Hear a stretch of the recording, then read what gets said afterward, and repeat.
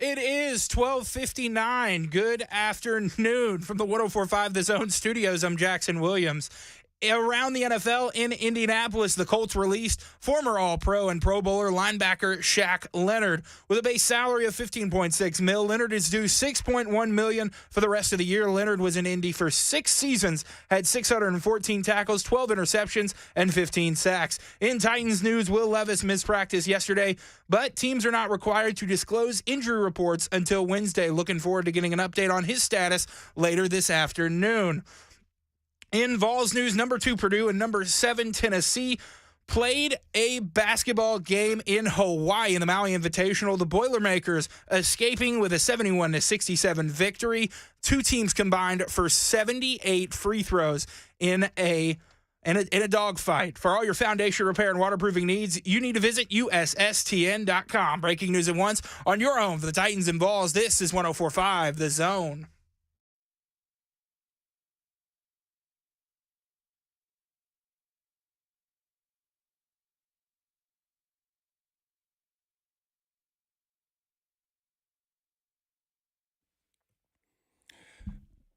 Welcome in, ladies and gentlemen, on this Thanksgiving Eve. I am not Mickey Ryan. I am playing Brad Hopkins today, alongside of Blaine Bishop. You're just playing Brad today. Yeah, I don't know who that guy is. I'm speaking to him in third person.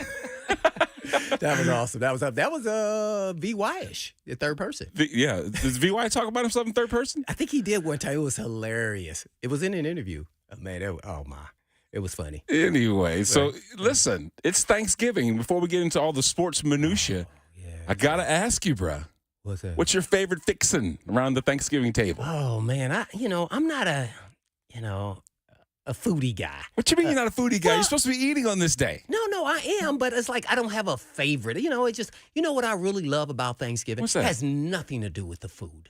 For me, it's all about the gathering of family and friends and the gathering, the coming together, and everybody gets caught up with their own lives and where they're going. Now that I'm older, so then you're not with your family all the time. And so everybody's got all these tentacles of all the different things that they're doing. And you're kind of just catching up. And then just sitting there watching football with that whole atmosphere, with the food, is what I love. I enjoy all of that. So, the food is just part of it. But, I love to eat. But I always, during Thanksgiving, I always make sure I don't want to get into a coma. So I just make sure I just eat little bits at a time. So I may get a plate with just the turkey, and then the next time with the ham, with other, sides. I'm looking forward to, the pecan pie, sweet potato pie, all the different, tastes. So I just kind of take it nice and slow and just try to get around to each family member and catch up with them. Man, that's just the best, though.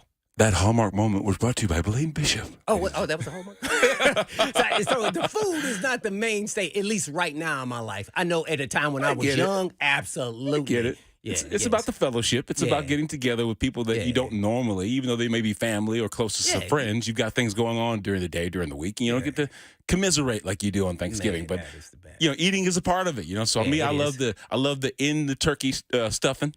Love that. Ooh, the stuffing. Yeah. Also love me some good mashed potatoes. Of course, protein is always going to be on B-House plate. Okay. Do you like your turkeys deep fried? I learned as I grew up, I like to deep fry. But now, growing up, I didn't even deep fry a turkey. What? Yeah, they didn't do deep fry when we were kids. It was just in the oven, right? Right, exactly. So, I don't think we had deep fryers back then. They were public. Man, they were made, you know what I'm saying? True, right? Yes, we are that old, B.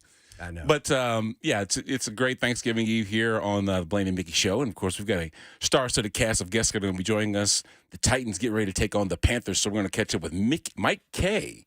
He covers the Panthers down there, I think, out of Charlotte. So we'll get the word from him. And in the next hour, CBS Sports' very own Jordan Dajani. Yes, that's correct. He's going to be joining us, too. And, matter of fact, he's been putting up a lot of stuff about the Maui Invitational, of which the Tennessee Volunteers will be playing for third. I don't know if you got a chance to watch them matched up against Purdue. Zach Edey. That wasn't a basketball game last night. What you mean? That was a ref show with a basketball game sprinkled in between. You know what they no. What it really was, though, it was me and you playing football but basketball. That's what it was, a physical contest. That's what I'm getting at. It sounded like Joseph was saying that the refs were getting too involved. Yeah. Listen, it wasn't leaning towards one side or the other. It was just it was destroying the flow of the game. Yeah. Not one team could get into a flow because there was a streak there in the second half where like 10 straight possessions, foul, Foul. Well, here's what happened. I think it got out of control from the referee's perspective in the first half. And so I think they gathered together at halftime and said, we got to bring this back down to levity, and make sure this is not a too physical game. This is going to get real chippy out here. So I think that's why that happened in the second half. 1,000%, Blaine. You touched on it. I think that they let them go pretty much in the first half. And as they reviewed it and started thinking about the physicality of the game, they're like, you know what, we got to take more control of this. So they started calling things that might be deemed ticky-tack. Yeah. But either way, I think that I think both, there's some executives from Purdue and from Tennessee that kind of went back and forth on the Twitter after it was all over. You heard about that? The president of Purdue was saying, oh, this isn't a basketball team Purdue's playing. This is a wrestling team that's pretending to be basketball. And then Danny White, the athletic director of Tennessee, quote tweeted his tweet and said, are we watching the same game? Because you guys, he's basically implying, you guys are going just as hard as we are. And it was a very tough physical basketball game.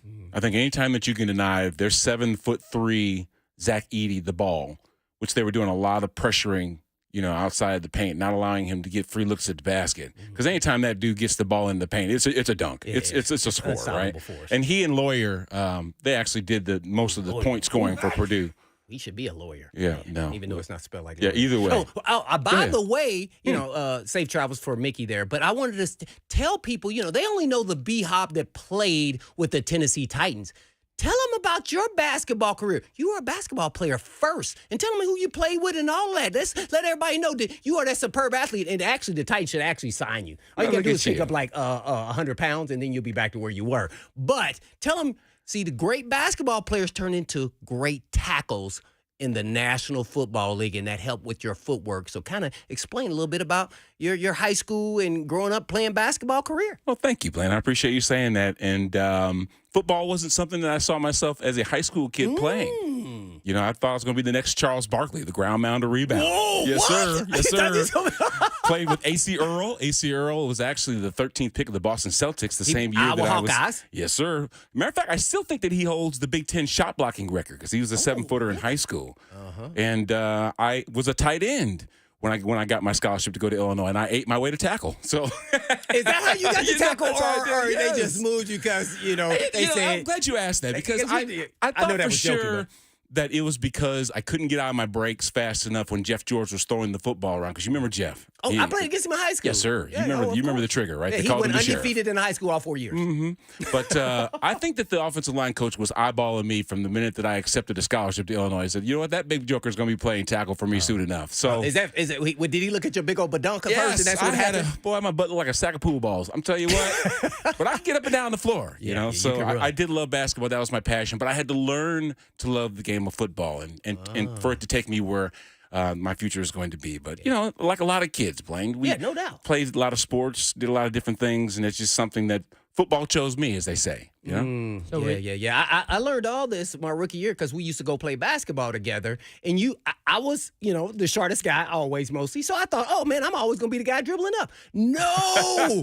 B-Hop would be the one dribbling the ball up, crossing over people, going through his leg. I said, bro, what am I supposed to do out here if I can't play down low? You're like, Blaine, get over there and get out my way. I got this. That's when I learned, man, how exceptional, especially you big guys in the trenches and the reason why most of those freakish athletes go in the first round. You were definitely one of those freakish type athletes that could do a lot of different things, crossover dribble, go down the lane and dunk on people. And I was just like, wow. And I thought I was a decent basketball player, but I was definitely never down that level. Come on, B. Give yourself some credit. You slapped your hands on the palm of that hardwood. But I definitely couldn't shoot. Nobody was getting around you, though. I know that much. You played the game like you play like you're a safety. Yeah. I mean, there was nobody that was going to get around you.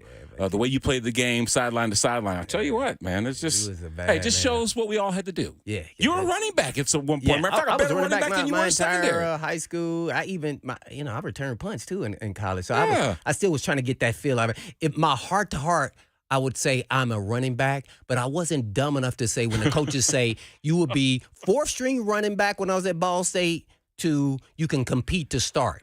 And my answer was, who am I competing against to start at cornerback?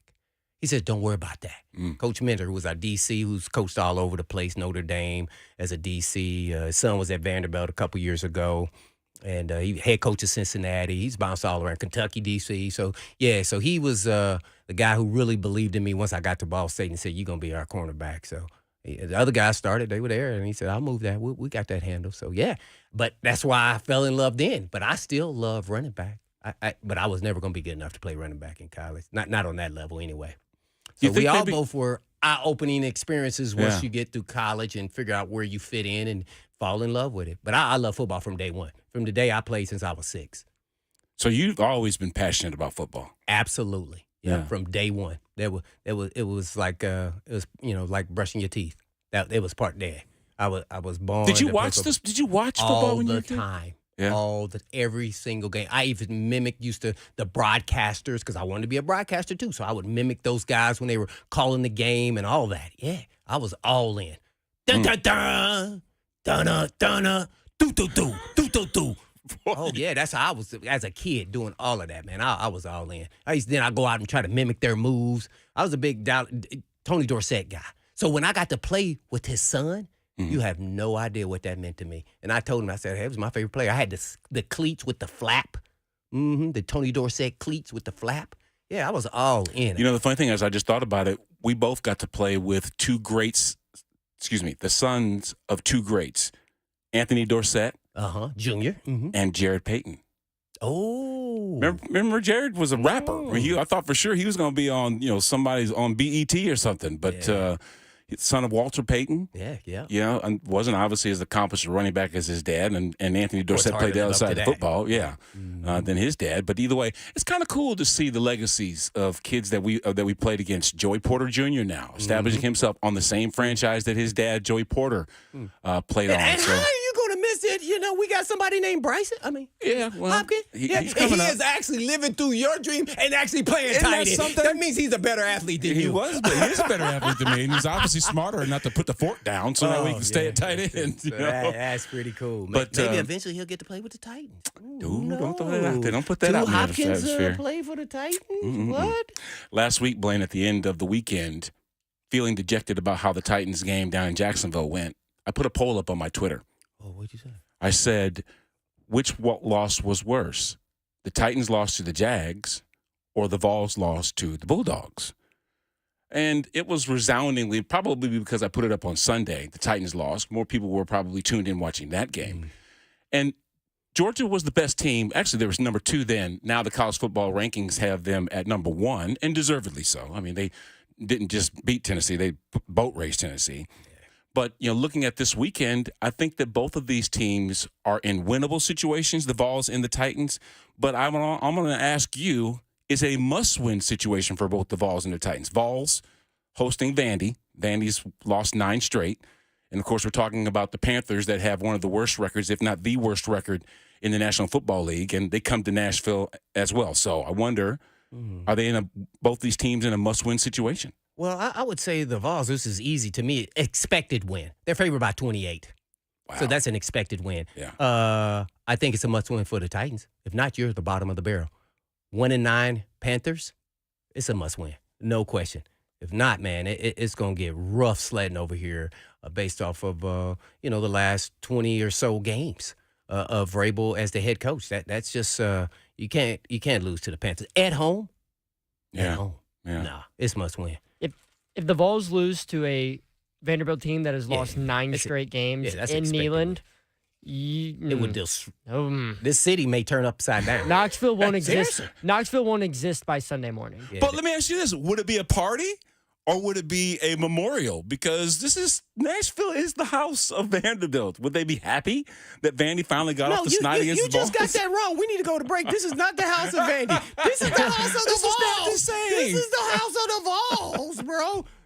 Yeah. We go to break. We'll come back and talk about that. It would be bad. Yeah, we'll do that. When we come back, sorry.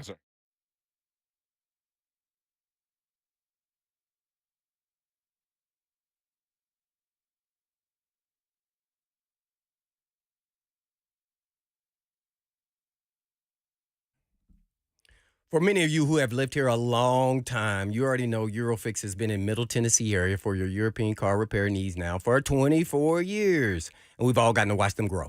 And I don't know about you, but I love watching a hometown business take off. Well, we're now proud to announce the fifth location in Mount Juliet for Eurofix on Mount Juliet Road, right across the street from Dairy Queen.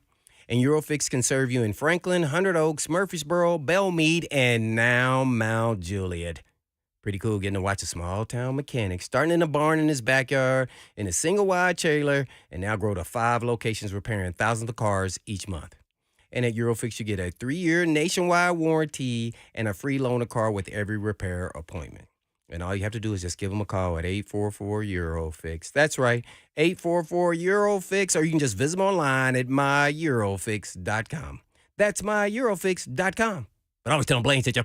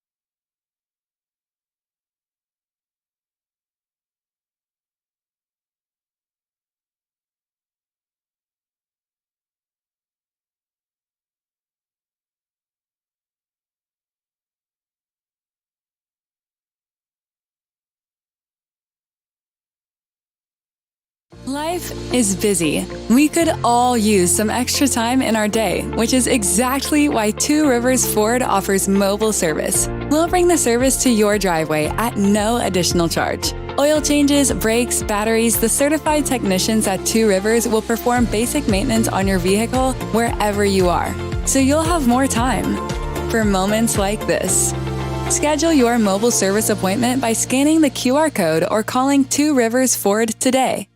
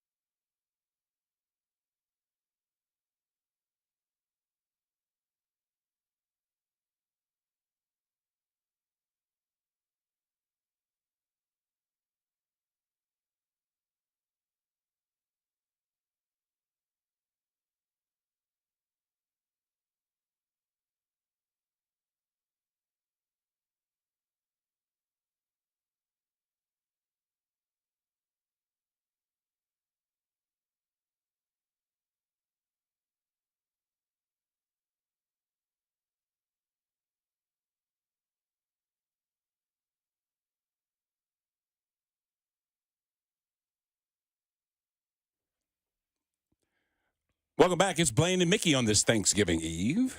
You're It's- B-Hop, Yeah, not Mickey? I am Brad Hopkins, Yeah. filling in for Mr. Mixer. Ryan. Yeah, the mixer, mix master. It is now time to turn our attentions to this upcoming weekend's game, Titans versus the Panthers. Titans finally home after being on the road seemingly forever. And we're now joined by the beat writer for the Panthers from the Charlotte Observer, Mike Kaye. He's on the show now. Mike, how are you, buddy? How you doing, buddy? I'm well. How are you guys? We're doing fantastic here in Nash Vegas. Now, let's start off with the conversation about Frank Reich now taking over the play calling responsibilities. How much better does that make Bryce Young in this situation now running that offense?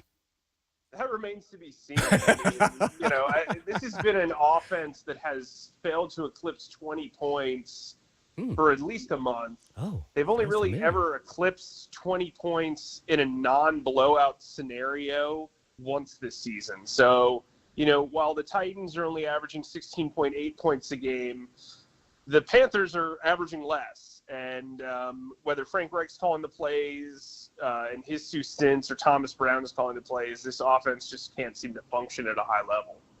You think there's any buyer's remorse? Because with the first pick of the draft this upcoming year, they had the chance to take either Bryce Young, which they did, or C.J. Stroud, which is now the talk of most people's, whatever, because the guy's doing such a tremendous job in Houston. So is there any maybe buyer's remorse for picking Bryce over C.J. Stroud? I mean, I think any human who watched somebody that they passed on for another investment is going to have a little bit of weariness, right? I mean, but we also know, you guys have seen it. You guys have been around the league for a while. Some guys just don't naturally just get in there and start putting up points and throwing bombs. I mean, what C.J. Stroud's doing is remarkable. And so I think when you look at that, you got to take that into account, that the Panthers are this team that kind of is struggling on all fronts. There's not a lot of weapons. The offensive philosophy and premise is not working. And I think, as much as Bryce Young has struggled and developed some bad habits, he's also kind of surrounded by a storm of terribleness around him. Wrong with Mike Kaye, Carolina Panthers beat reporter for the Charlotte Observer. I guess just kind of lean into that just a little bit more. Do you see potentially, or is it hard to evaluate Bryce Young as being that franchise #1 overall pick, or is still yet to be determined because of all the things that's working around him, let alone the play calling? But do you see the tools, or can you see it at all? I mean, I think they're kind of calling plays against his strengths. Like in college, if you watched him, his magic power was working off schedule, moving around the pocket, creating plays, hurling the ball down the field on the run. They're asking him to do a lot of timing plays. He is almost exclusively either in pistol or shotgun.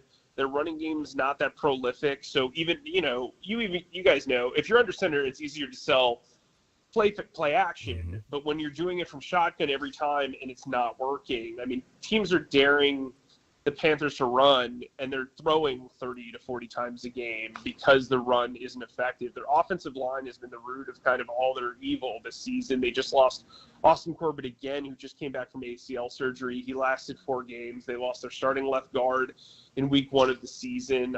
Chandler Zavala, another rookie who they brought in, has struggled mightily at left guard despite playing next to left tackle Ike Iguanu in college. It's been a mess up front, and as you know, when it's a mess up front, it's a mess in the backfield, and it's a mess at the quarterback position. Well, with that being said, then, how disappointing are you guys up there, or down there about the offensive line and the pieces that they have around? Or do they feel like they just happen to make not only the bad call on the head coach, but also some of the players they have around them? Well, I think when you look at the offensive line and the amount of injuries they've had, and also how they were used last year. Last year, Steve Wilkes took over as interim head coach, and they just ran the ball down people's throats. They were very much a power running team. And when you take on Frank Reich and you take on Thomas Brown, 2 guys who are trying to marry more West Coast principles, the offensive line is pass blocking a lot, and they're not able to lean on the running game. They're playing a lot of zone blocking scheme, which this is a power gap personnel group. And I think they misevaluated the line. I think they misevaluated the overachieving that Steve Wilkes was able to bring on, a phenomenal job as an interim head coach. And I think that's kind of bit them. I think they thought this was a lot more ready-made with veteran players than it actually was, and they're kind of paying the price. With all that being said, is Frank Reich's job on the line this season, or do you think they just need to continue to get a better roster around Bryce Young? Well, I don't know how it could not be. It's not like he's a first-time head coach. He was just fired last year after a 5-year stint. I mean, this was supposed to be – by the way, Frank Reich's the first offensive head coach in the history of this franchise. It was expected that they were going to be able to put up a lot of points and throw the ball. They traded up what they traded up to get the number 1 overall pick because they thought that Frank Reich could be the guy that develops the quarterback.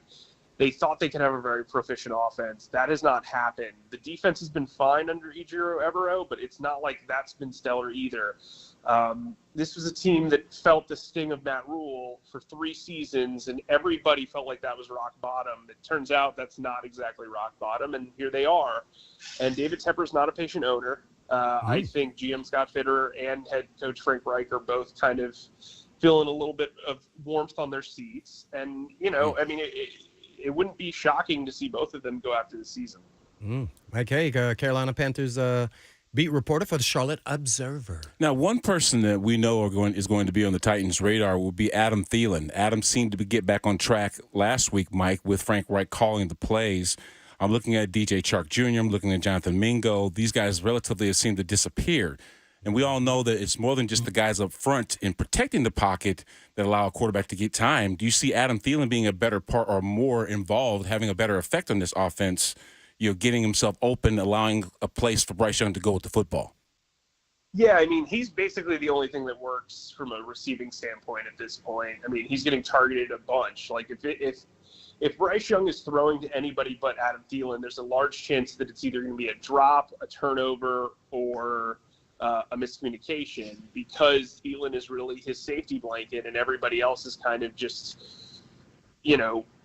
trying to make the best of it. And I think from that standpoint, it's very tough for Bryce Young, especially when you have 2 guys that play 100 combined snaps and come up with just 6 yards and 1 catch. Up here in Nashville, Mike, we're talking about an evolving offense with Will Levis at the helm. What challenges will he and the offense face from the Panthers defense, do you think, this week? Well, they've gotten a lot better against the run. I still think Derrick Henry is going to be able to run on them. They play a lot of shells coverage. He's got to pick his spots. This team can create turnovers. Troy Hill has really come on as a blitzer and a playmaker in the secondary. J.C. Horn is on the mend. He might make his return to the lineup this week. Same with C.J. Henderson, who's coming off a concussion. And look, Derek Brown's a guy who can create a lot of pressure. He's not a sack guy, but he can get in your face and disrupt your flow. Shai Tuttle, a guy they got from the Saints, is very good at blocking passes at the line. He's kind of got a Dikembe Mutombo style pass blocking game going for him this year. And then, Frankie Louvu, he's kind of like the wild card that they can move around and blitz from different areas. Brian Burns is obviously a 2-time Pro Bowler. He hasn't had a great season, but it feels like he's ready for a breakout game. Well, with Mike Kaye, the Charlotte Observer, I guess one more question on the Bryce Young. Do you think that he is too short to play in this style of offense? Does he need to be in an open style like, Kyler Murray, he's just running around and he can step back and have a deep drop out of shotgun instead of being under center and trying to run a pro-style offense? Well, that's what they're trying to do here. They're running a lot of pistol. They're running a lot of shotgun. He's really, this past game, he was actually more successful when he was under center. There was a handful of plays where they ran out of it. I think for him, it's more about the protection in the surrounding environment than the play calling. I just think he is being overwhelmed with the fact that he's constantly got pressure in his face. If you're running timing routes, guys aren't getting open effectively. There's a lot going on, and I just don't know how you can be successful in this offense the way it's set up right now. I know Bryce Young was the number 1 pick, but was there ever any consideration for Will Levis? He said he went on a visit. He kind of felt like, oh, thanks for coming, but no, we're not going to thank you. I mean, do you think there was ever any consideration looking back, and now watching Levis a little bit of the time, maybe you've seen him on some highlights, that it'd be a regrettable decision? I mean, there was talk back before the combine that they were heavily interested in him if they stayed at 9. That was kind of like the rumor floating around Charlotte. I know David Tepper liked him when he was in college, but I think once they got to 1, it was really down to Bryce. They felt like they knew who the guy was going to be, and certainly by the time they visited and were on their pro days, that was the guy that they kind of zoned in on. I guess lastly, before I pass it back to B-Hop, what are some of the positives about the Panthers thus far? I know it's hard to say, but you 1-9, but there are some players that have to be playing besides Adam Thielen that's playing pretty decent, or at least holding their own. Well, I brought up Luvu. He's a guy who can kind of do everything. He's kind of a jack of all trades, master of none style linebacker. He's played very well. I think when you look at Chuba Hubbard, he's kind of stepped up as a runner. Man, this is like a pop quiz. So it's that bad, right, Mike? Yeah, when Xavier Woods and Von Bell have been healthy, they've played very well in the secondary. I mean, there's just been so many injuries and so much turnstiling of personnel. It's just kind of hard to get. Well, I'll tell you this: special teams. Johnny Hecker is one of the best punters in the league. He has been for a decade. He can really be a weapon. He can pin teams back. If you can't have long, drawn-out drives, he's going to place you, against your own end zone, and you're going to have to really earn it. Eddie Pinheiro has been very, very good as a field goal kicker. I think, if this is a close game and the Panthers have the last possession, they have a shorter field because Eddie Pinheiro has been so accurate. There you have it, Mike Kaye from the Charlotte Observer. Mike, this isn't the weekend that the pass game gets off with Big Jeff, obviously being on the other side of the football. Running against this team has traditionally been harder than would expect. But when you look at the 682 yards combined between Chuba Hubbard and Miles Sanders, running the football seems to be the only thing that could, on the road, give them a chance to win. But what do you think that this is going to be like? This is a weekend where the Titans have to be stout up front and be able to get off the field on third down. Let's talk about their ability to run the football against this Titans defense. Yeah, I mean, I think for the Titans, they're going to be begging the Panthers to run. I think that's really, Chuba Hubbard had 10 carries last week and didn't face the stack box once. So I think what they want to do is they want to make this one-dimensional, make the Panthers run, and hopefully, shut them down from there. Finally, Mike, how healthy are the Panthers? This team, this league is predicated on having talented players be available, being on the field. We mentioned a number of guys like Hayden Hurst that weren't available. Are they missing anybody specifically, that could have made a difference this weekend? Well, I think Austin Corbett, their right guard, who had been struggling, was a very good presence for the locker room. I mean, we're waiting to see if J.C. Horn or C.J. Henderson are going to return to the secondary. Hayden Hurst has had a really poor year, but he is their starting tight end. He's battling a concussion as well. All right, lastly, Thanksgiving's tomorrow, bro. What are you looking forward to most? Family. Yes.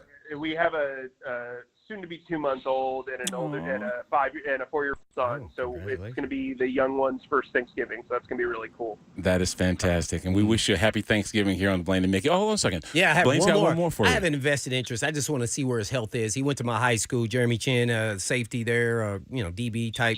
What's he look like as far as his health, and when do you expect him to return? Well, he just got lucky for you. He just got designated to return today, so he's got a 21-day practice window. He was back on the field today. We'll see if he's activated this week. That might be a stretch, but he is on the mend, and he will play within the final month of the season. How would you evaluate him as a player? Maybe not so much this year, but even in the past. I think he is a will linebacker in a 4-3 defense at his best. I think the problem that a lot of people have tried to do is because he's got such an interesting size, speed, weight combo, they've tried to move him around the secondary. He's not a natural safety. They've been using him as the big nickel, essentially as a dime hybrid linebacker here. But I think, he's a free agent this offseason. It would not shock me if a true 4-3 team, specifically one a Jim Schwartz style defense, brought him on as a weak side linebacker. Lastly, give us your bold prediction. What do you see this game in playing out, and who wins? Well, I'm going to kind of go against the tide here. With other 4 writers from the Observer, and I got to make up some ground. So I'm going to go 17-16 Panthers. Ooh. You've been lucky if you've picked against the Panthers. I'm going to actually say, like, this is the one game where I feel like they can come in and kind of have a fluky win, sort of like they did against Houston a few weeks ago. So I'm going to go 17-16 Panthers, as much as I've been doom and gloom on here. A defensive struggle. Oh, my. I see not a whole lot of offense. Mike Kaye, you've been fantastic. And if you want to hear more from Mike Kaye, go to the Charlotte Observer on YouTube, or even, of course, the X, that's what we're calling it nowadays. You've been fabulous, Mike. Thanks for joining us. Appreciate it, Mike. Thanks for having me. Happy Thanksgiving. All Same to right. you, bro. Hey, guys, we got Preds tickets to give away. You been to the game yet, Blaine? Not yet. Yeah, no. yeah. No. I'm still transferring over from soccer. I'm just so disappointed they lost that playoff. Oh, Nashville SC? Oh, yeah, I was there. I've yet to see one of those. But either way, go to the digital, man. Download the app, and you can find ways to win these Predators tickets. And you know what? I'm talking to Kyle Hunter. That's my brother-in-law. He's been trying to get to a game. I don't know if you'll be able to win them, but hey, check it out like anybody else. And get on the digital right now and find a way to get these tickets in your hand. We'll talk more about that at the top of the hour too, because we have awesome giveaways here going on all day. So when we come back, we're talking more about this Titans matchup with the Panthers, and also maybe we'll get into some of the Tennessee basketball situation that's going on, because we were talking about that a little bit before we started here about the Maui Invitational, and we're going to be joined by Jordan Dajani from CBS Sports in the second hour, talking more about that too. So stick around for more of Blaine and Mickey. I'm Brad Hopkins, and of course that's Blaine Bishop. We'll be right back here on 104.5 The Zone.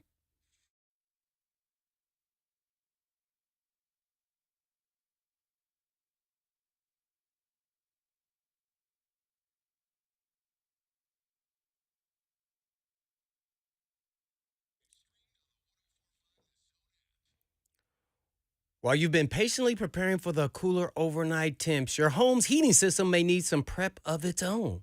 That's where my friends at Cool Ray can come in. They're hard at work preparing thousands of Tennessee residents for the cool down with a $49 furnace tune-up. And why is now the best time? Well, with open availability before the holidays, Cool Ray can take care of you before it's too late. Think of your furnace tune-up like maintenance on your car. We all know what can go wrong if you neglect that, right? And if this is the year you finally need to fully replace your home's heating, Cool Ray is armed and ready with same-day or next-day installation available on brand-new TempStar home comfort systems. Plus, they boost a 10-year parts and labor warranty on that new unit.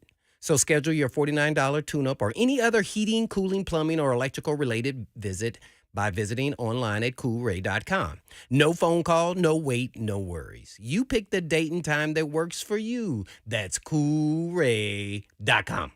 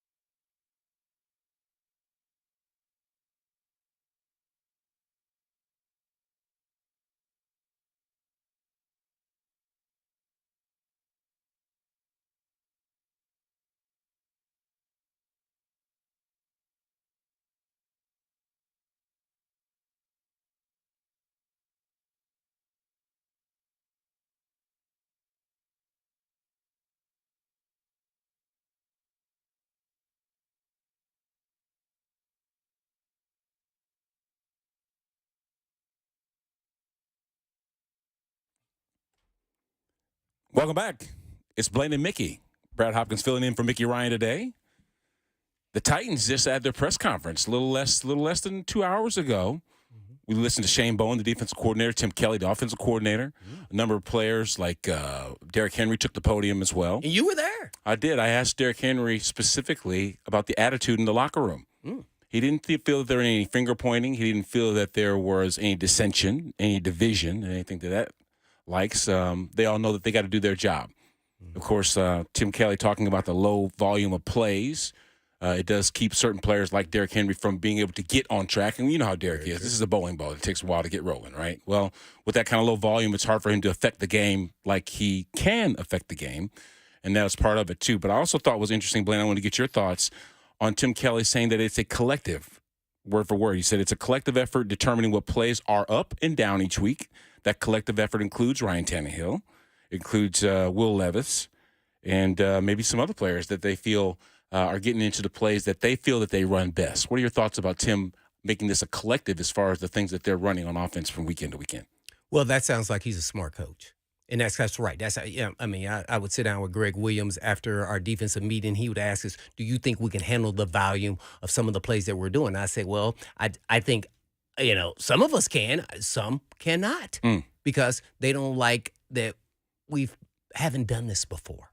So every scenario from a defensive perspective will not be known once you're out on the football field. If they come out in a formation that we don't recognize based off what we are doing that's new to us. So I really applaud Tim Kelly for that. He always, doesn't mean he's going to do it, but he definitely wants to hear out from his quarterback what plays he does and doesn't like, even throughout the week, by the way. That could continually change. So I think that's been a great coach. I love that perspective because players should have some form of input, even if it's just their opinion. And it's up to the coach to decide if it's going to work or not. So, yeah, and when you're on offense, the quarterback actually should have a lot of say-so into that, and especially Tannehill, who's a veteran in this league and is growing and learning and knows a lot of different offensive schemes and systems. So, and that works. So I would think he would, I would lean into that. Yeah. Absolutely. Yeah, man, I love hearing that. Now, on the Derrick Henry side of it,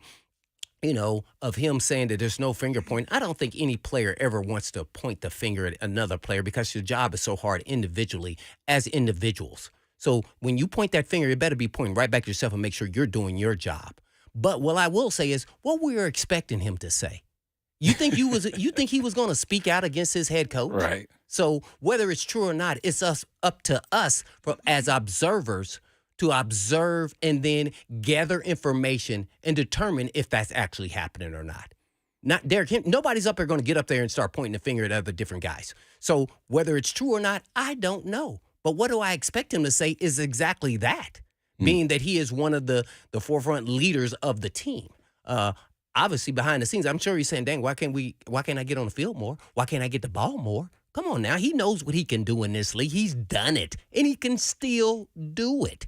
So I respect him enough to know that, granted, nobody's pointing fingers, but behind the scenes, everybody's going to have some drinks or at different groups, as you know, offensive line group, running back group, DB group, whatever it may be, and said, hey, man, we need to do this or that because everybody's exploring in their minds, how can they win? Because they're going to start not believing until they win. So that's the ultimate goal for everybody. So when things aren't working and coach say it's going to work and it doesn't work and they don't win, then there's issues. So I would assume that there are issues that he's going to keep in-house like you're supposed to do because guess what? You are a family when you're talking about coaches, players, and you're never going to let all that stuff out regardless if fingers are being pointed or not. The one thing that has been problematic on both sides of the football and one that does affect the low volume of plays that we're seeing is third down. Third down meaning giving your offense another set of downs to work with. Third down meaning getting off the field and giving the ball back to your offense. So we've seen penalties have an effect on third down on defense and not being able to convert third down on offense being a problem. How do you think that they fix that, Blaine? Well, if I knew the answer, I'd actually be coaching. I know that's now. right. I'm making a lot of money, but this is a combination of things. I think first and foremost, Vrabel can't say it. They just don't have the Jimmies and the Joes. They made some bad decisions along the way, and it's come to roost this year. Sorry, it is what it is.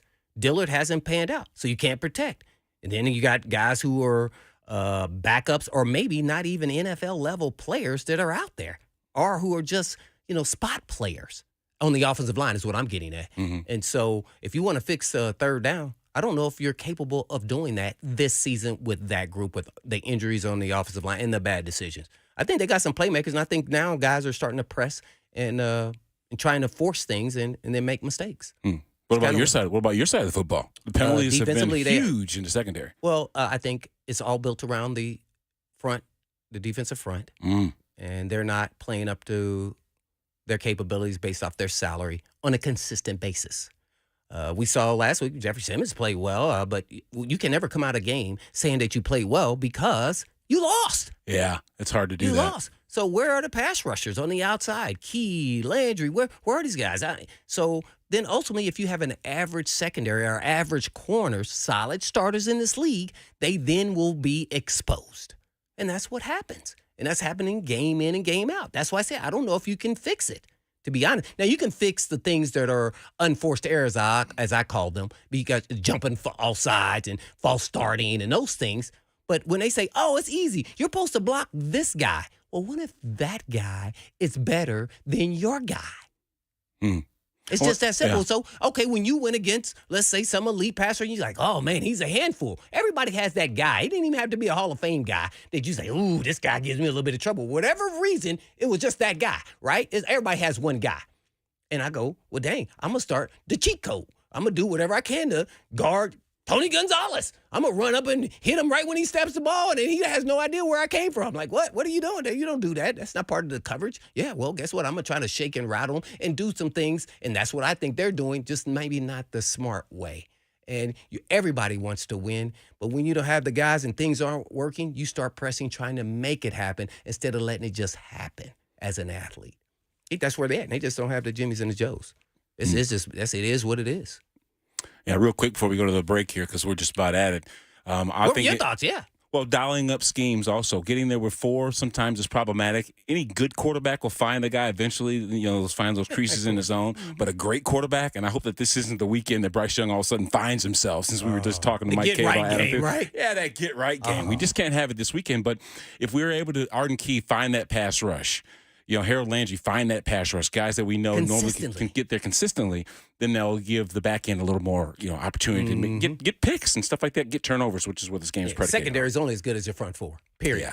Yeah. That's it, man. You could talk about all you want to. There are no more shut-down corners anymore in this league. And, and Deion Sanders is not walking through that door. Rob Woodson not walking through that door, or whoever else you want to say that's great corners in the top 5 now, all these guys, Lattimore and everybody else. We don't have those guys. So we got to win as a group. Real quick, it's a winning Wednesday on 104.5 The Zone and the Nashville Predators. Of course, the Predators' 25th anniversary season is here, and we got tickets for you to see them in Smashville. Thanks to 104.5 The Zone's ticket window, sponsored by Window Nation. Be caller number 5 now to win 2 tickets to see Preds take on the New York Rangers next Saturday night. That's the 2nd at Bridgestone Arena. 615-737-1045 is how you can actually jump on and join and win the tickets. Blaine and Mickey, right here on 104.5 The Zone. I'm Brad Hopkins. That's Blaine Bishop. Stick around. We'll be right back. Sauce.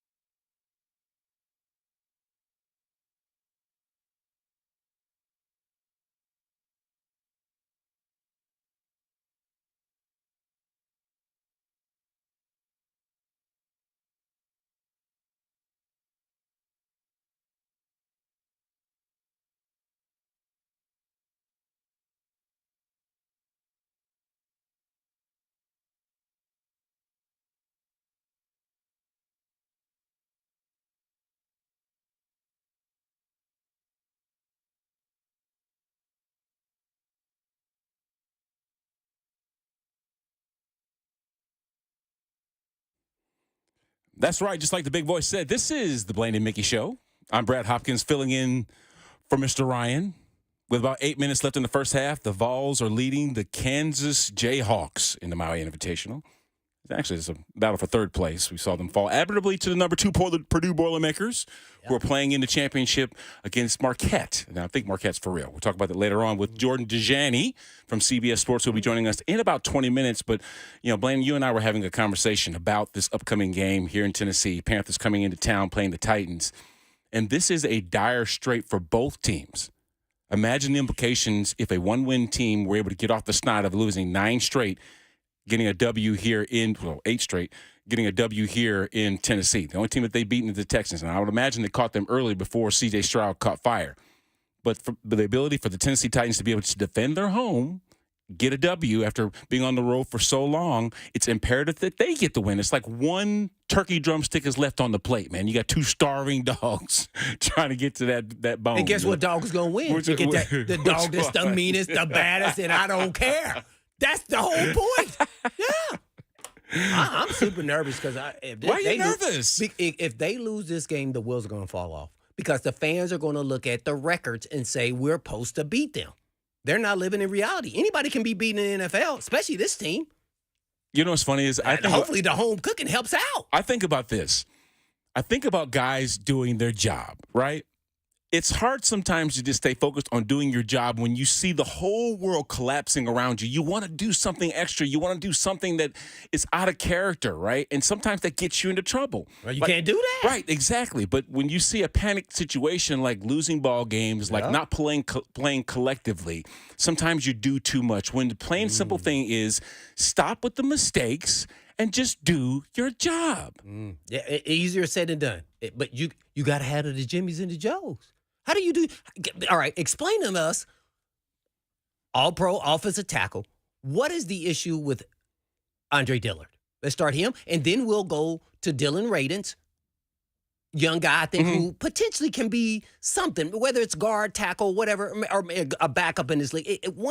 He is okay. But give us what you see and how they can be better. What is missing? Dillard has the athleticism, but something's missing. And that's the reason why he never played or started, let's say, with the Eagles being a first-round pick. And we all know, I talked about first-round picks, just like yourself. Freakish athletes. He got it. He got that part. What is missing? You see, I'm showing you right now for the radio show me land. your crooked fingers. Oh, shut up. You got crooked fingers, too. I know mine. Anyway, the point is I'm showing you an open hand, right? Now, if I slap the crap out of you, that's going to hurt, right? Oh, that's a game that the people be doing. I'm like, I know, that's ridiculous. Why are you standing there at the podium and let somebody just slap the crap out of you? That's crazy. But what happens when I ball this thing up and these fingers are now creating a fist? And if I smack you in the mouth with the same thing, in other words, it's going to hurt more. Right. So that is the problem. We have guys playing like fingers instead of a fist. Oh, you got to explain the layman's terms for me, man. So this is tell me what he needs to do on the field to be better. So it's playing together is what I'm saying to you. I think Andre Dillard has an amazing ability to use the snap count, which is what all smart offensive linemen do. But you can't get off the ball so far that you create a natural crevice between you and the guy next to you. Oh, so he is getting off the ball good. Yes. So you like that part. He's getting off the ball good, but he's getting off the ball way faster than the guy to his right, which then creates a natural gap that defensive linemen are going to try and get into. It puts you out of position. Look at the interior of the offensive line when they're passing off stunts. I have to be able to see what they're trying to set up as far as a TE, where that's a tackle first, then the end around, or vice versa. Understanding exactly what the stunts are that they're trying to use against me, and that comes from film study. It also comes from being able to be coached to be able to recognize these things and be in the proper position. Offensive line is all about positioning. It's about even from the very start, before the ball is even snapped, our alignment is everything. I don't want to be so far off the ball that I now create a liability between me and the guard, but I don't want to be so far up on the ball that all of a sudden I give the end a short corner to work with, and he gets into the backfield easier. So playing collectively like a fist versus a slap with open hands is the most effective way. And sometimes that comes with time to create that continuity. Well, they don't have that because it's a different. Okay, Go ahead. how are you now coaching him if you said you're getting off the ball without keeping him from being against a speed rusher, slowing him down at the same time? You just said it. So how does he do that? What are you telling him? You just said it. Get off the ball just as fast as you are, but you don't have to create such a gap. In other words, that 1-2 stop. It depends where the defensive lineman is in your pass rush. Okay, if the defensive lineman is right off of your shoulder, you don't have to go out as far, right? And you don't have to create that gap. But if the defensive line is way out there looking like he's covering the slot receiver, then you have to kick further. But the point is understanding exactly what the defense is trying to do with you. How many times have you heard this? Offenses take what the defense gives them, right? Mm-hmm. And that's exactly what you do as an offensive line when you're trying to protect the pocket. Is you see what the formation is, whether it's a 3-4 defense, meaning 3 down linemen and 4 linebackers, or a 4-3 defense, which is the exact opposite, 4 down linemen and 3 linebackers. You understand schematically what they're trying to do against you. And you have to recognize those things and work together. That's the only way the offensive line works. He keeps doing the same thing over and over, and it's insane. Yes. It's like running to a brick wall. Yes. So do you believe he's being coached what you just said? Well, obviously, the communication, there's something left in the communication of what you need to be doing and what you are doing. Okay? If I see you continually making a mistake, why would I see you continuing to make that week 11? You see what I'm saying? If I've told you over and over again that this is what you're doing wrong and you keep making the mistake, where does the problem then lie? Does it lie on me telling you over and over again? No, or does it lie on you understanding exactly that's what why it I is? asked you. Do you think he's been told that? Or it just guessing? I mean, nobody knows, but, man, I can't see somebody. You want a job? You want a job. So eventually you have to even if you're ignoring the coach, you have to at some point try it. Yeah. And the thing is, we also have good examples. Oh, I was on, now I'll shamelessly plug my podcast, on The Hop. I talked to Tony Baselli this week, and we talked about how we watched each other within a division as units playing against the team that we played against the next week. In other words, let's just say the Jaguars were playing the Texans the next week. We watched it together. I'm watching the Jacksonville Jaguars tape against the Texans because I know that that's the same unit I got to go against. Mm-hmm. I'm seeing the same stunts, the same blitzes, the same things that they're doing. And you're studying that to then be able to recognize it on Sunday, right? That's a no-brainer to me. If they're not doing that, I'm like, whoa. And neither one of us are in that meeting room, so we don't know what's being discussed, right? So in essence, I should be able to learn from my mistakes. If it ain't broke, don't fix it. If what I'm doing continually works, then guess what? It's cemented as something that works. But if it's not working, if somehow maybe we need to change the variable in what we're doing, whether it is just simply getting off the ball at a level that keeps you consistent, right, and doesn't create these crevices that defensive lines love to take advantage of, but it's also more than just that. Mm-hmm. It's more than just the big bodies up front. It's guys being able to get open. Will Levis not holding on to the ball because he doesn't have anywhere to go with the football. So one thing that does help in protection is receivers' ability to sit down in the zone, find those creases, make themselves available for Will Levis to get the ball out of his hands. Do you think that Peyton Manning had the best offensive line when he was with the Colts? No, he didn't. Mm-hmm. Now, he had Tarek Glenn and those guys later on, but what he did have for him is an advantage of what? Knowing where to go with the football and trusting his receivers were going to be there when he threw it. So that 3-step drop made it almost impossible to get to him as a passer because he knew where he was going with the ball once that back foot hit. So when you don't have that luxury of having a guy, I think that most people know that his first option is who? Number 10. If number 10's on the field, you better find him at some place because guess what? That guy's been making plays ever since he stepped into the league. Now we need a complement to that because guess who else knows that number 10's getting the football? The defense. Yeah. So guess what? Nick, guess what? Kyle, guess what? Chig, all you guys have to be able to take advantage of the attention that DeAndre Hopkins is getting. And that's where Shaq always talks about the others need to step up. Because I know when the pivotal players got the ball in the paint, then guess what? That's a terrible Shaq. But you see what I'm trying to say? No, I got those guys that aren't necessarily attention getters on that offense, they need to be able to step up and make plays when everybody's collapsing on the guy that they know the ball's going to.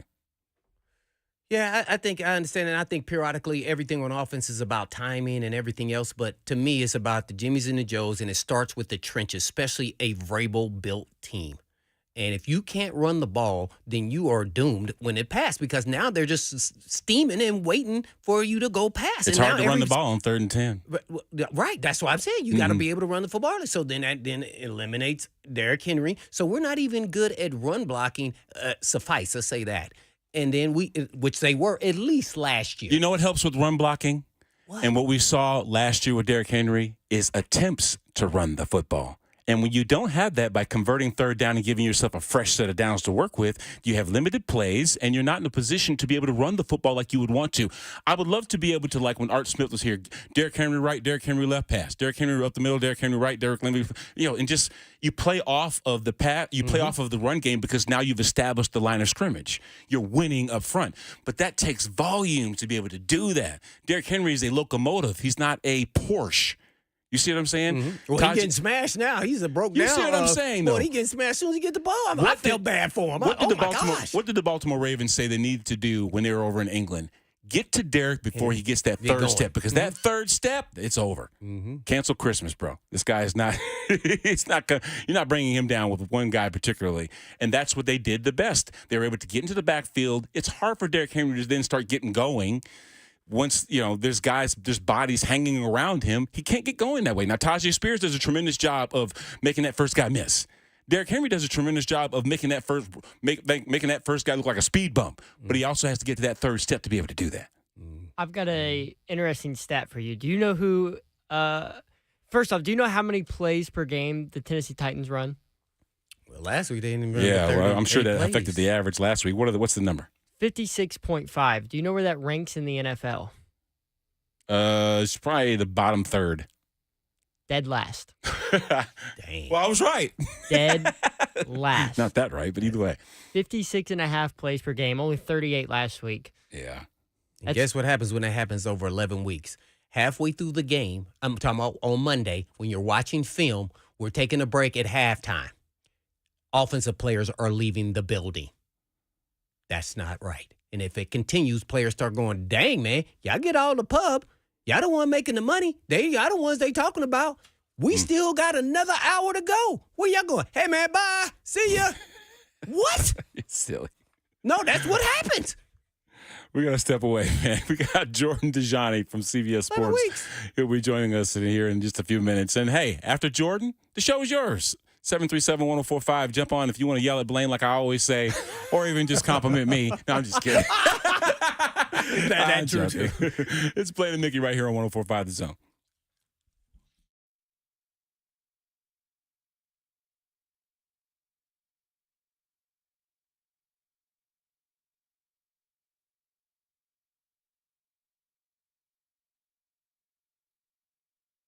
Dear gosh, what a beautiful time of year and rolling into Christmas, right? Why not do a little something for yourself?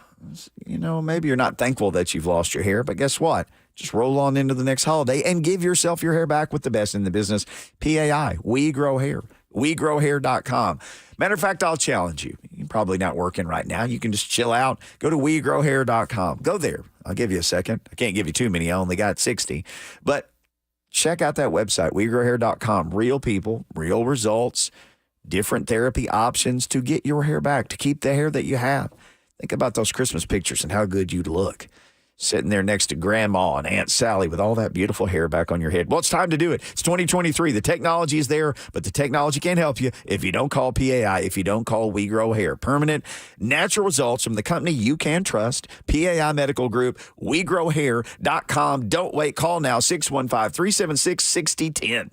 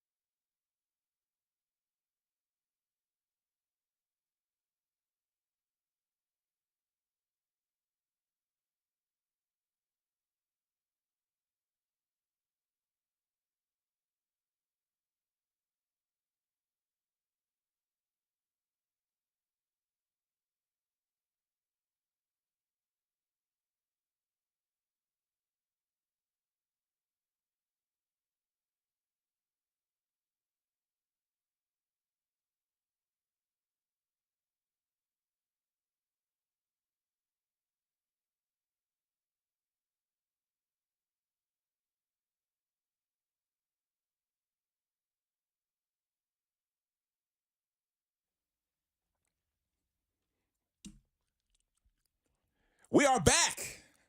Brad Hopkins filling in for Mickey Ryan on Blaine and Mickey.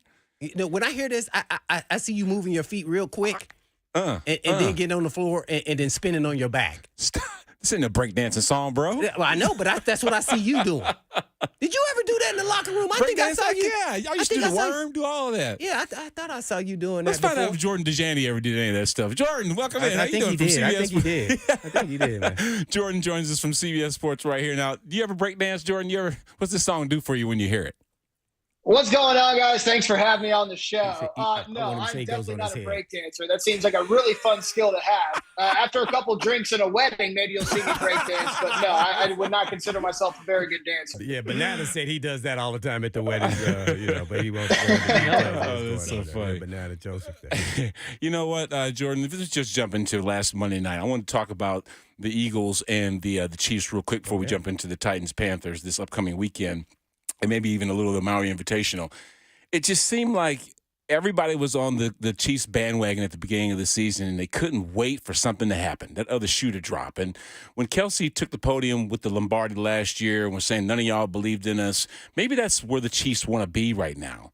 But it seems like, is this a situation where this team is really going through some things? Are they still the favorite in your eye to win the AFC and represent them in the Super Bowl, you think? Yeah, I got to tell you, what a weird game, right? In the first half, it seemed like the Eagles were dead in the water, right? That offensive line that was considered to be one of the best in the NFL was getting worked up front by Chris Jones and that Chiefs defensive front. And then we got to the second half where the Chiefs failed to score a single point. And there's a couple things to break down here with the Chiefs. And to answer your question, I do think that they should still be the favorites in the AFC. I think a big reason why is because they are on pace to have Andy Reid's best scoring defense of all time from his great tenure with the Chiefs and the Eagles. This is arguably one of the best defenses he's ever had. And anytime that's going to serve as the strong backbone for you, you're going to be set to make a deep playoff run. But, man, in the second half, that's when we started seeing some troubling things pop up. For one, the Chiefs have not scored a single point in over a month now. The last time the Chiefs scored a single point in the second half was on October 22nd. Second of all, I think everyone's talking about that drop that Marquez Valdes-Scantling had that would have won the game for them. The last time that Patrick Mahomes threw a touchdown pass on a throw 30-plus yards downfield was last year in September 15th. September 15th, 2022 was the last time Patrick Mahomes had a 30-yard touchdown down the field. There are some issues here with the wide receiving core. And listen, we all know that Travis Kelce is an absolutely epic monster of a weapon, but he can't shoulder the passing game by himself, especially when Juju Smith-Schuster, who had a decent campaign in 2022, is no longer part of the roster. So a lot of people said, man, the Chiefs should have done something at the trade deadline in trying to acquire a legitimate wide receiver. And I know they got McCole Hardman, but is that going to be enough? That's going to be the talking point for the Kansas City Chiefs moving forward. Some people would say, Jordan, the reason why the Chiefs lost is because Taylor Swift was in Brazil. You know what? That's a great point. I actually made the Chiefs a best bet over at CBSSports.com. And then I got word that Taylor Swift had to reschedule her concert in Brazil because something tragic happened. And now I feel like Vegas Sportsbook, they need to refund my ticket because I was under the assumption that the X factor for the Kansas City Chiefs was going to be present. And by the way, according to Entertainment Tonight, this was going to be the meeting of two powerful families, right? This was apparently going to be the night when the Kelce parents and the Swift parents met for the first time in person. So I was expecting the Chiefs by 1,000,000 points, right? They had everything going for them. But Taylor Swift didn't show up, and neither did the Chiefs offense in the second half. Maybe that's why Travis Kelce had a fumble, dropsies. He was pressing. I mean, what's going on with Kelce? You think he's gonna be fine? He was pressing. That was definitely something that was very noticeable on the broadcast. He didn't seem happy. The Chiefs offense certainly seemed out of sorts in a lot of different spots. And you bring up that fumble that came at a crucial juncture. The Chiefs had 2 red zone turnovers. One was a Patrick Mahomes interception to former Titans Kevin Byard in the end zone. One was a Travis Kelce fumble. And that really ended up flipping the script for Kansas City. It's interesting because, I don't think Travis Kelce is retiring anytime soon, but we all saw that news story that dropped this past week saying that, he's thinking about retirement more than people probably realize. And then he kind of comes out and has a poor showing. But no, I think he's going to bounce back. He's still the best tight end in the National Football League. But, man, that was a very weird game because, again, it seemed like the Chiefs were just in control for the entire first half. and the Eagles were able to mount a comeback and get that Super Bowl revenge. Yeah, no doubt about it. We're on with Jordan Dajani, NFL writer for CBS Sports. And Jordan, the Eagles, as you mentioned, didn't play well in the first half, but it's not how you start, it's how you finish. And they are still winning games, even not playing their best. Do you think they are the favorite, not only in the NFC, but for the Super Bowl? Yeah, I would jump on board with that. I mean, I think a lot of people had the Eagles as the number one team on their power rankings entering week 11 and entering week 12. I don't think anything's changed. If anything's changed, then you're moving them from number 2 to number 1. And what really stood out to me were a couple things. One was the resolve of Jalen Hurts, right? I mean, he's one of the best quarterbacks in the NFL as a dual threat athlete. Sometimes maybe a little bit inconsistent as a passer. I think a lot of people would admit that. But this dude showed some resolve in the second half when it came to going downfield, when it came to taking advantage of the opportunities that his defense presented for him. That is some real kind of MVP-like football out of Jalen Hurts. But number 2, I thought the offense did a pretty solid job, too, just kind of shifting their focus, right? I mean, they went through DeAndre Swift. They were working the ball more down the field in the second half. They were trying to figure out things to take advantage of what was an aggressive Kansas City Chiefs defensive front. And they did so by working some in the screen game, which I think opened up to a lot of monster plays as well in the second half. So, there's a lot of questions about the Eagles entering the season, right? They lost Shane Steichen. They lost their defensive coordinator, Jonathan Gannon. How was this team going to bounce back after losing 2 very important pillars of their coaching staff? Well, they're sitting here at 9-1, and they're the first team since I think 2005, 2006 to go 9-1 in back-to-back seasons. The last team to do it was the Indianapolis Colts in that 05-06 season. And by the way, the Colts won the Super Bowl that year. Oh, well, speaking of the Colts, a guy that's not a Colt, man, Shaq Leonard. I mean, man, I was a little surprised. I know, the other guys there were playing well, but to get released, I mean, I guess tell us how surprised you are, and then who may be interested in picking him up of waivers, or maybe after he clears waivers. Yeah, I got to tell you, I was very shocked by this. I think it was clear that his role was diminishing. He was playing somewhere around 50 to 80% of defensive snaps over the past couple of weeks at linebacker. EJ Speed was someone who had been playing some of his snaps at backer. You got Zaire Franklin in the middle. But I did not anticipate to see him just straight up released. And you have to go back to last year, right? He had 2 back surgeries last season to address some nerve issues that were impacting his lower body. So I think it's fair to wonder if he's exactly the same player. I haven't watched a ton of film on him this year. But that's something to bring up because, as you mentioned, he's now subjected to waivers. And in the next 30 minutes, I think we're going to find out if he was claimed. But here's the thing. I think it's very possible he's not claimed. And the reason is he signed a 5-year, $90 million something deal in 2021. He's guaranteed $6 million at least this year. And then next year, he doesn't have any guarantees moving forward for the duration of the contract, but he does have this injury guarantee. That's, I think, a little north of $6 million. So is it possible he gets picked up on waivers and that contract is shifted over to another franchise? It absolutely is. But I think it's more likely that he ends up becoming a free agent. Sometimes you see some of these veterans are given the privilege of being able to pick their next landing spot, and I think that's probably more likely for Shaq Leonard. Now, as for a team he could pop up on, I'm keeping an eye on the Buffalo Bills, right? This is a team who a lot of people thought were contenders coming into this year.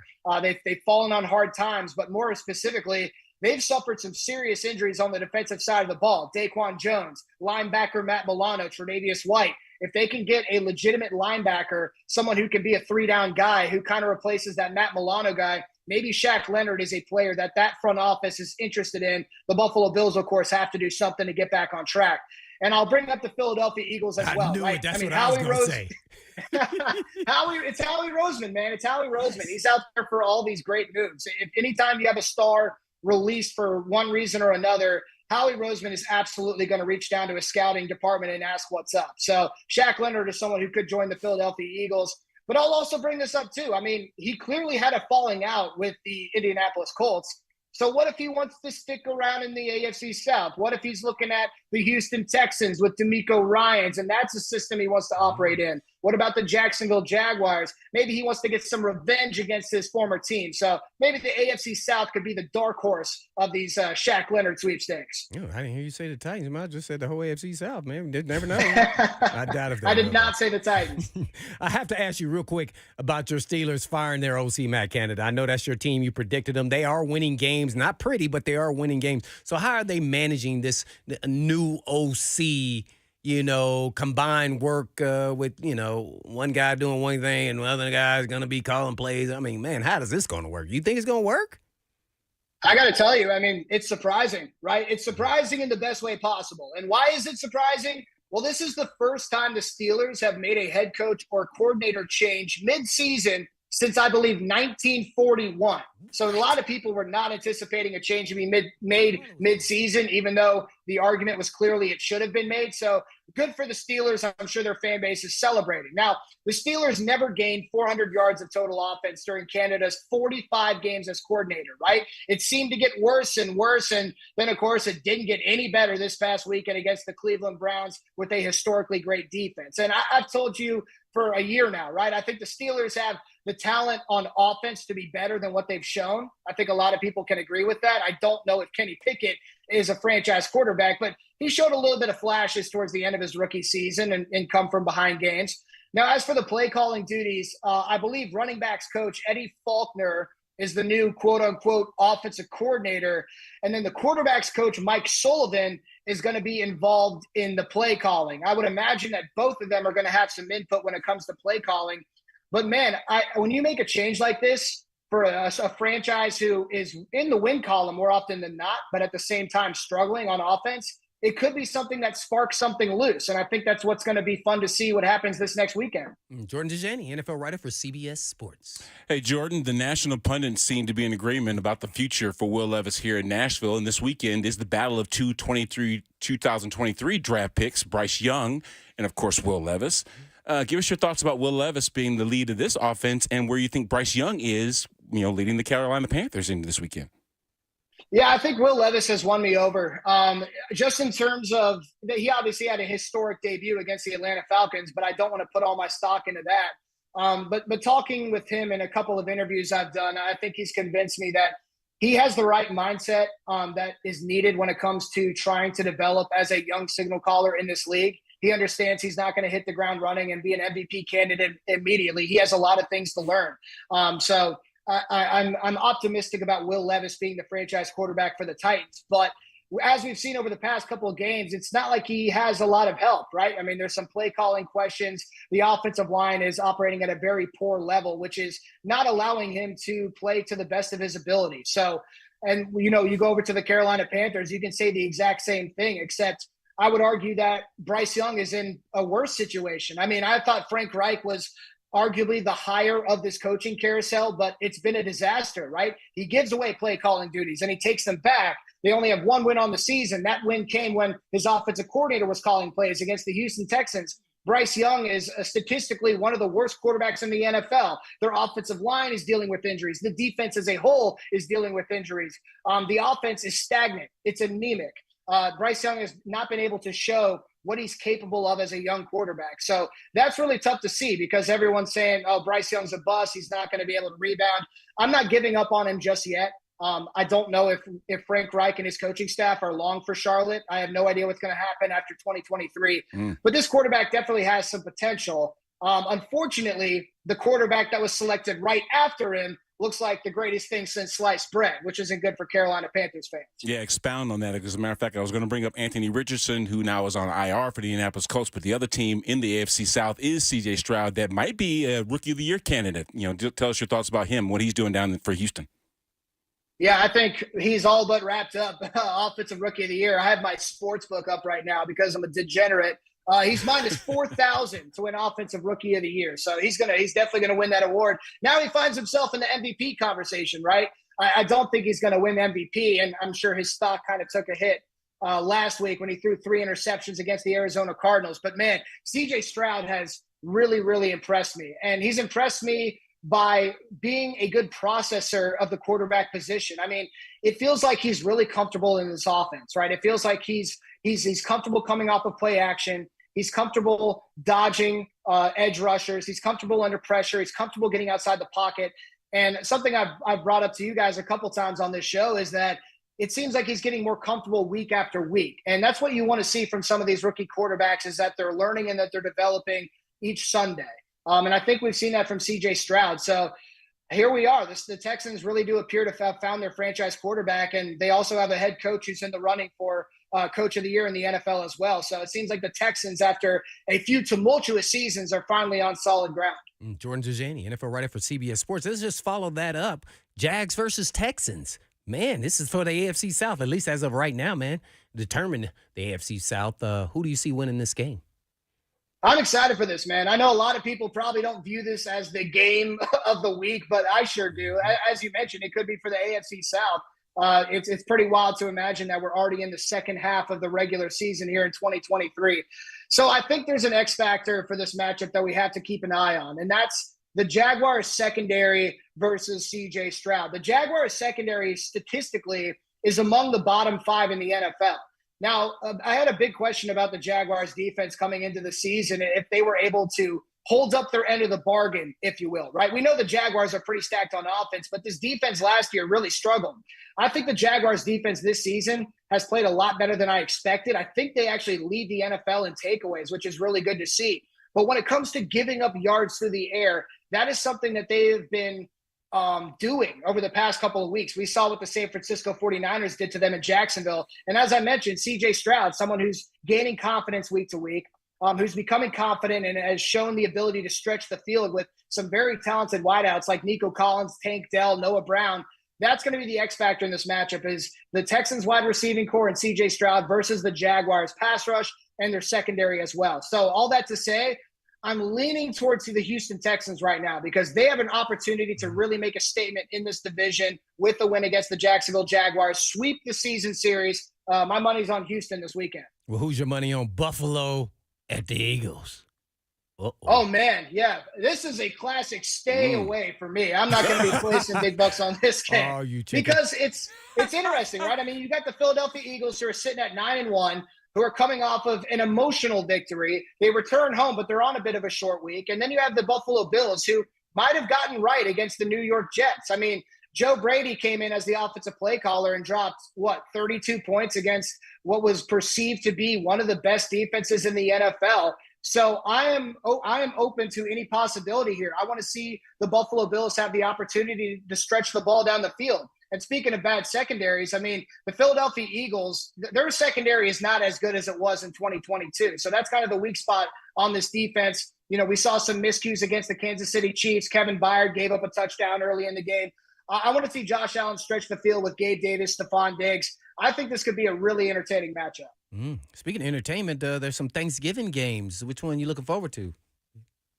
Yeah, I will tell you the Green Bay Packers at Detroit Lions. I'm sure a lot of people are imagining the Lions are just going to run away with this one. They're favored by over a touchdown. But Jordan Love is coming off of arguably his best game as a pro. He had his first 300-yard passing game, 2 touchdowns.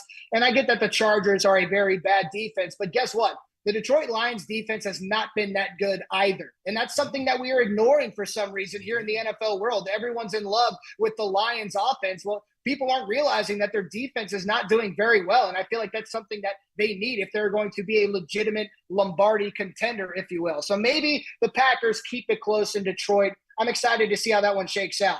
As for the Cowboys and Commanders, man, I talked to you guys about Ron Rivera being on the hot seat last week. He certainly seems to be on the hot seat after losing to Tommy DeVito and the New York Giants. The Cowboys might win in a blowout in that game. But how about an NFC West battle to wrap it all up on Thursday night? The 49ers at Seahawks. Geno Smith is unfortunately dealing with a tricep injury on his throwing arm, which I think is going to affect this matchup. I do think he plays, but the San Francisco 49ers, man, they are hitting on all cylinders. I think they're favored by 7 points right now. I already went ahead and locked in that bet. So I'm expecting somewhat of a close game, but I bet the 49ers win that matchup. Jordan, enjoy your turkey drumsticks tomorrow. Hey, you too. Happy Thanksgiving, guys. Appreciate y'all. Jordan Dajani right there from CBS Sports was kind enough to give us some of his time today. And we're going to take a break. When we come back, we've got time for a couple of your phone calls at 737-1045. If you've been on the line, we'll get to you as soon as we can. This is Blaine and Mickey right here on 1045 The Zone.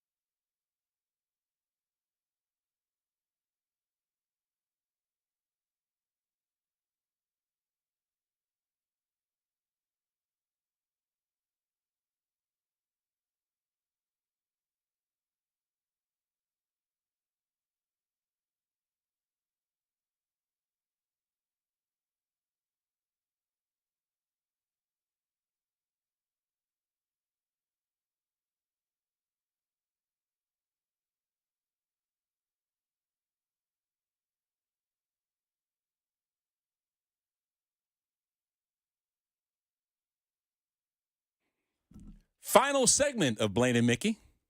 Brad Hopkins filling in for Mickey Ryan today. They're off tomorrow for Thanksgiving and, of course, on Friday. So you'll hear more of Blaine and Mickey on Monday. And for those of you that have been patiently waiting on the line here at 737-1045, we're going to go to line 4. Let's bring in Larissa. Did I hit that right? Is she on, Joseph? You got it right. Hey, how are you, Larissa? Hi, Hello. guys. Thanks for calling in. Happy holidays. Happy holidays to you, too. What's going on? And I want to say the music guy is hitting it on point. You can never go wrong with Rick James and Michael Jackson. But I did want to ask you guys, both of you guys are legends. You guys are both Titan legends with the organization. Do you guys ever see, like, certain plays that you're like, okay, I could have done that different? Or we're couch coaches, all of us, but you guys are in it or have been in it, and you're still in it. I just want to get your expertise on that. That's a great question, Larissa. And Blaine, I'll let you go first. Are you going to set me up for the track? No, yeah. All right. Well, I would say this. You can always do that every single play, every game, if you want to. So what I do is ask myself, why did the player do that? No player or no coach is going to call the perfect play on every single play. Now, there's always like, oh, man, they shouldn't have done it, especially if it doesn't work. So that's easy to do. So my whole thing is like, okay, why did the player do that? Because the play calling is what it is, and you can't take it back. But the player can actually change the effect of the actual play. So every game there's a questionable play call, or like, why did Vrabel go for it here on 4th down? Those are all subjective, whether it matters they win or didn't get it.